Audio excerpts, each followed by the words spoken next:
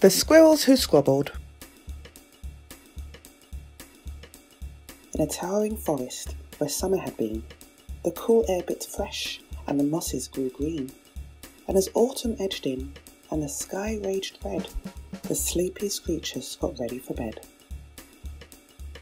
While, up in a tree, swung a flighty young squirrel, who everyone knew as spontaneous Cyril. Now, most forestry folk had seen to their needs through the plentiful months of mushrooms and seeds.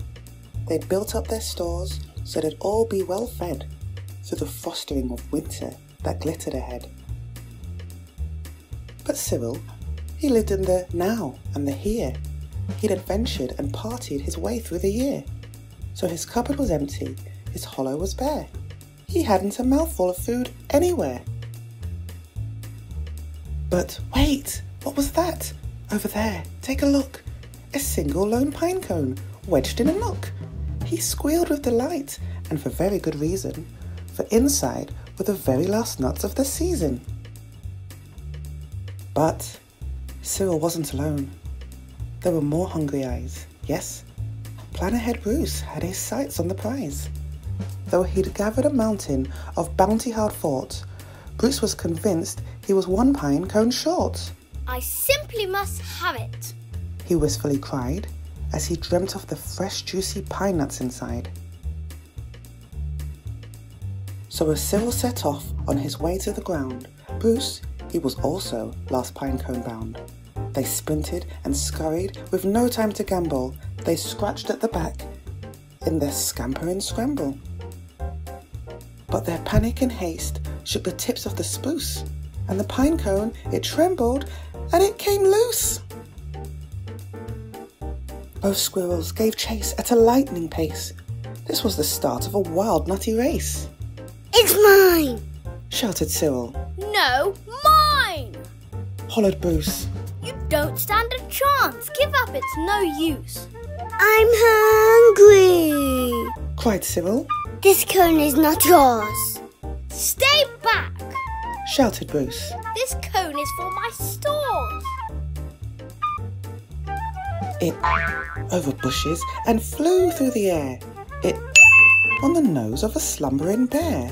It over boulders, then came to a stop. Then teetered and wobbled and quivered and both squirrels followed. Oh, the water was fast. Would they learn that they needed each other at last? But each was intent on how he could win, so they didn't quite notice a bird sweeping in. Cyril and Bruce, they watched in dismay as their cone disappeared up, up, up and away.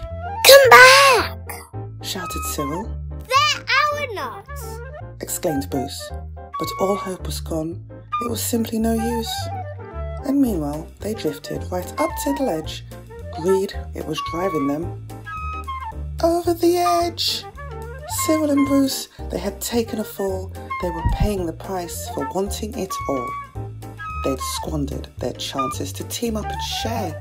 Would their nutty young hopes simply end in despair? Bruised and bedraggled, they swept past dry land. Cyril grabbed at a branch with a trembling hand. Catching Bruce with the other, he heaved and he huffed and dragged him to safety with panting and puffs. They stared at the sky, quite lost in deep thought, until Bruce looked at Cyril and let out a snort. How silly we are, he proclaimed all a jiggle.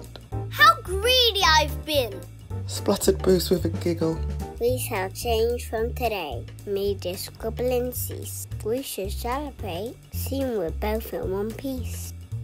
From that day forward, they made a great pair. They would gather together and found they could share. Yes, Cyril and Bruce, they knew in the end, the best things to share is a laugh with your friend. The end. Don't forget to subscribe.